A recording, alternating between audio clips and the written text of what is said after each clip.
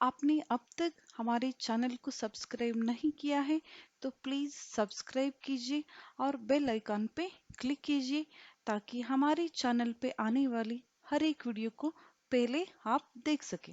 Welcome to CSR centre online training. Last class में हमने सीखा था फ्यूचर सेटिंग्स कैसे करना है। कंपनी में फ्यूचर सेटिंग्स करने के बाद हमें लेडजर क्रिएशन करना है।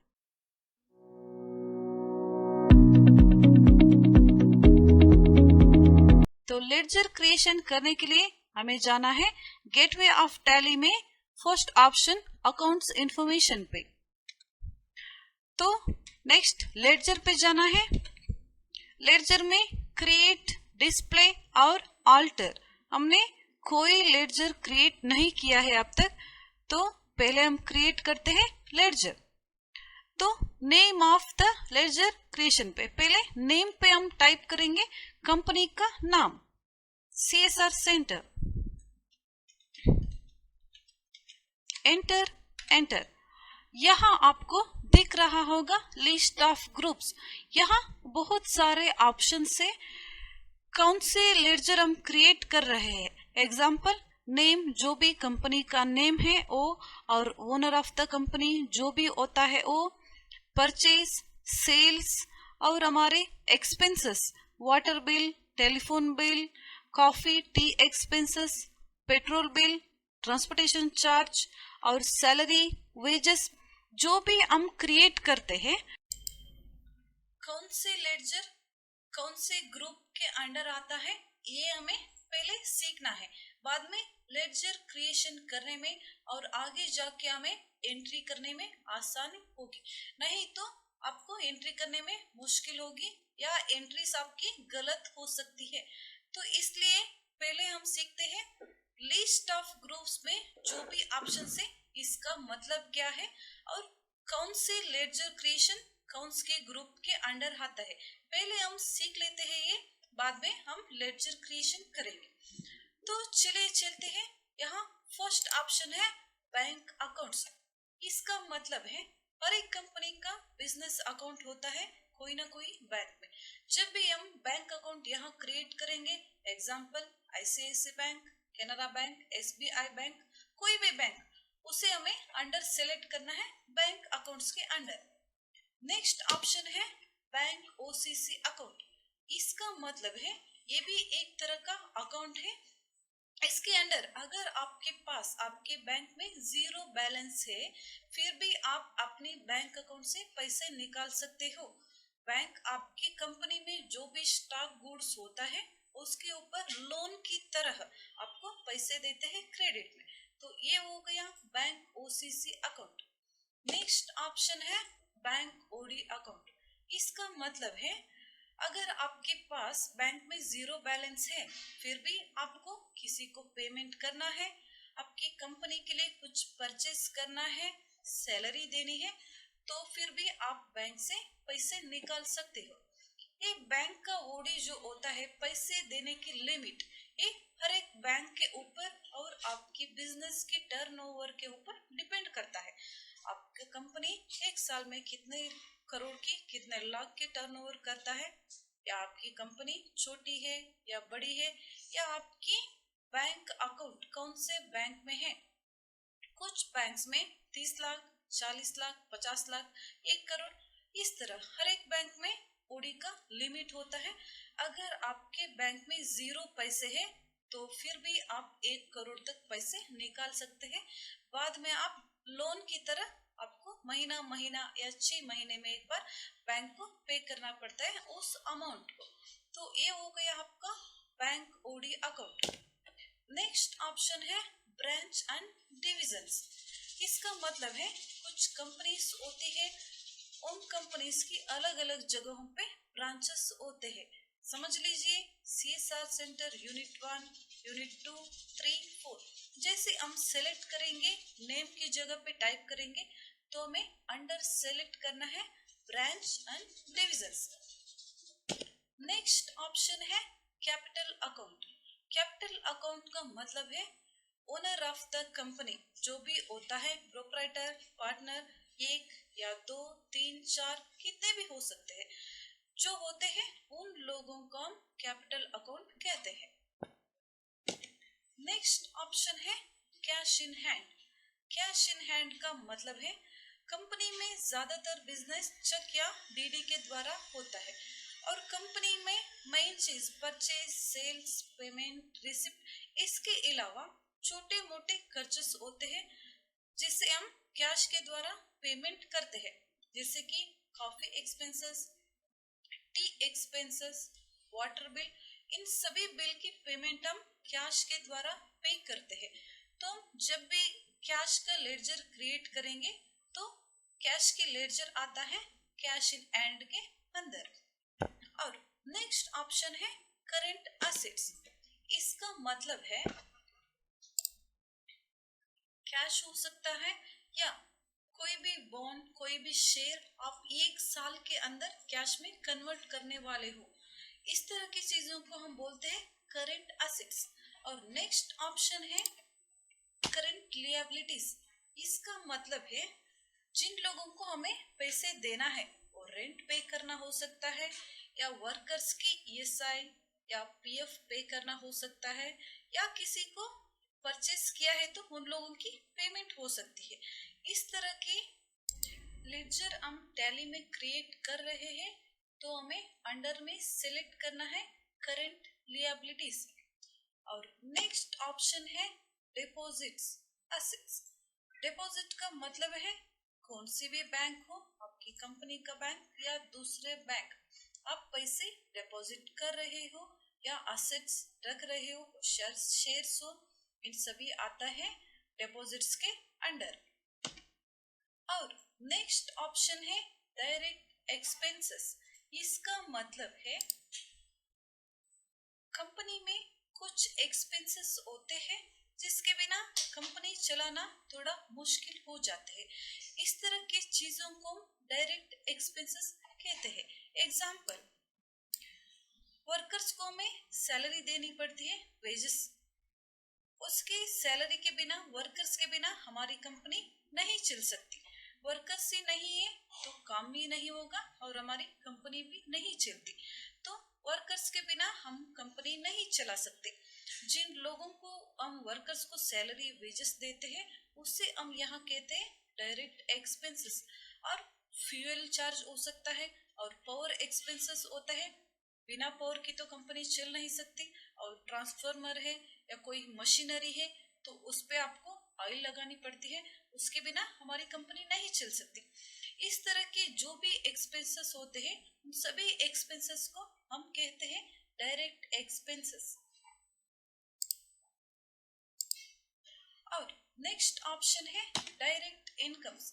इसका मतलब है कमीशन रिसीव करना हो या फीस रिसीव करना या कोई प्रोफेशनल चार्जेस, इसको हम कहते हैं डायरेक्ट इनकम। जब भी हम लेडजर में क्रिएट करेंगे कमीशन रिसीव्ड या फीस रिसीव्ड या प्रोफेशनल चार्जेस, हमें अंडर सेलेक्ट करना है डायरेक्ट इनकम। और नेक्स्ट ऑप्शन है ड्यूटीज एंड टैक्सेस। इसका मतलब है जो हमें गवर्नमेंट को जो भी टैक्स भरना पड़ता है, पे करना पड़ता है।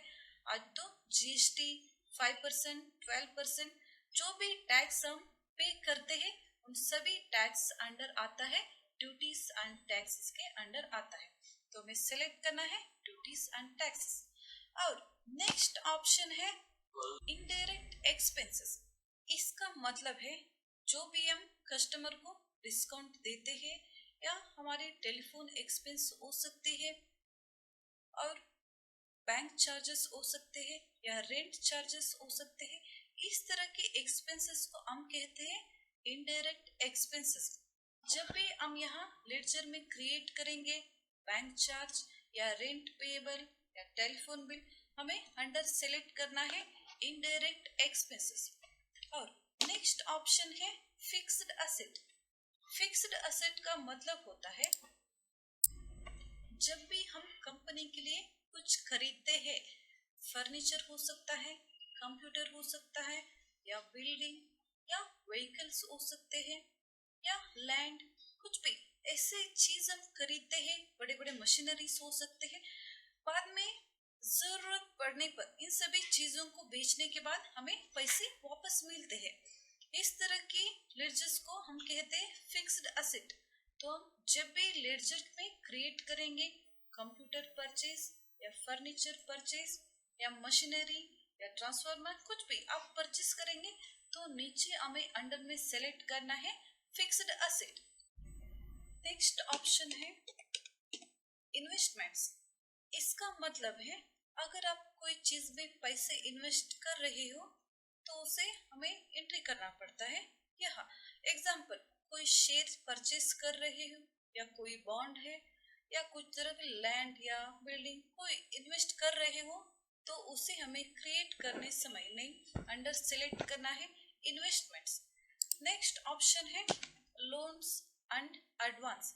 इसका मतलब अगर आप कोई प्राइवेट बैंक या कोई भी गवर्नमेंट बैंक से लोन लेते हो या एडवांस लेते हो तो हमें सेलेक्ट करना पड़ता है अंडर लोन्स एंड एडवांसेस।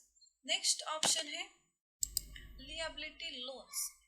इसका मतलब है अगर आपको किसी को इंटरेस्ट पे करना है या इनकम टैक्स पे करना है या सेल्स टैक्स, इस तरह के जो भी लेजर्स हम क्रिएट करते हैं तो हमें अंडर सेलेक्ट करना है लिएबिलिटी लोन्स। नेक्स्ट ऑप्शन है मिसलेनियस एक्सपेंसेस। इसका मतलब है कोई स्मॉल एक्सपेंसेस। एग्जाम्पल, बैंक की कोई फीस पे करना हो या बैंक की सर्विस चार्ज हो, इस तरह के छोटे एक्सपेंसेस को हम पे करते हैं तब मिसलेनियस के अंडर हमें लेजर्स क्रिएट करना पड़ता है। और नेक्स्ट ऑप्शन है प्रोविजंस। इसका मतलब है कोई चैरिटी में या किसी और को पैसे देना और फंड की तरह हमें पैसे डोनेट करना, इसे हम कहते हैं प्रोविजंस। जब भी हम किसी को पैसे डोनेट करते हैं या फंड में देते हैं पैसे तो हमें उसके अंडर सेलेक्ट करना है प्रोविजंस। और नेक्स्ट ऑप्शन है परचेज अकाउंट। परचेज के बिना, सेल्स के बिना कंपनी तो चल नहीं सकती। जब भी हम किसी से परचेज करते हैं कस्टमर को, जब भी हम उसका नाम लेडजर में क्रिएट करेंगे तब हमें अंडर में सेलेक्ट करना है परचेज अकाउंट। और नेक्स्ट ऑप्शन है रिजर्व एंड सरप्लस। इसका मतलब है कंपनी में हम कुछ काम के लिए कुछ पैसे रिजर्व रखते हैं, जैसे कि कुछ खरीदना हो सकता है, कुछ असेट्स या मेंटेनेंस मशीनरी रिपेयर्स के लिए हो सकता है। इस तरह के कुछ कामों के लिए कुछ पैसों को हम कंपनी में रिजर्व करके रखते हैं तो उस पैसे को हम रिजर्व्स कहते हैं। और सरप्लस का मतलब होता है जो भी मेंटेनेंस के लिए या रिपेयर के लिए हम पैसे रिजर्व करके रखते हैं, जो एक साल के बाद जो मेंटेनेंस हुआ, जो रिपेयर हुआ या कंपनी के लिए कुछ खरीदने के बाद जो भी पैसे बचता है उसे हम सरप्लस कहते हैं। उस तरह की एंट्री को हम जब भी टैली में एंटर करते हैं, जो भी हम लेजर क्रिएट करते हैं तब हमें अंडर सेलेक्ट करना है reserve and surplus. Next option है रिटेन अर्निंग्स। इसका मतलब है एक साल के बाद जो भी कंपनी के बिजनेस के लिए हम खर्च करते हैं, खर्च के बाद जो भी प्रॉफिट हमें बचता है उसे हम रिटेन अर्निंग्स कहते हैं। इसको हम बाद में कंपनी की ग्रोथ के लिए हम यूज कर सकते हैं या कंपनी के अकाउंट में डाल के रख सकते हैं, इसको कहते हैं रिटेन अर्निंग्स।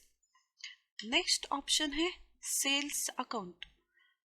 जब भी हम किसी से कुछ परचेज करते हैं उसकी एंट्रीज जाती है परचेज अकाउंट के अंडर। जैसे ही जब भी हम किसी और को सेल करते हैं तब सारी सेल्स की एंट्रीज जो होती है सेल्स अकाउंट के अंदर होती है। इसे नेक्स्ट जब भी हम एंट्री करेंगे तब आपको डिटेल में पता चलेगा। नेक्स्ट ऑप्शन है सिक्योर्ड लोन्स। हम बैंक में से लोन लेते हैं कुछ खरीदने के लिए, चाहे वो प्रॉपर्टी खरीदने के लिए या घर बनाने के लिए या कंपनी चलाने के लिए या मोटर व्हीकल के लिए, किसी भी चीज को खरीदने के लिए बैंक से लोन लेते हैं। समय के बाद जब भी हम लोन नहीं भर पाते, लोन नहीं भर सकते, तब बैंक वाले हमारी प्रॉपर्टी को ले जाते हैं, हमारी प्रॉपर्टी को सेल करते हैं उसके पैसे वापस लेने के लिए। जैसे कि कार लोन लिया, कार लोन नहीं भर पाए तो लोग कार को ले जाएंगे। जैसे ही कंपनी चलाने के लिए या कंपनी डालने के लिए, कंपनी बिजनेस के लिए आपने पैसे लिया तो बैंक से पैसे नहीं भर पाए तो लोग कंपनी को टेक ओवर कर लेते हैं। इस तरह के लोन को हम सिक्योर्ड लोन कहते हैं। नेक्स्ट ऑप्शन है स्टॉक इन हैंड।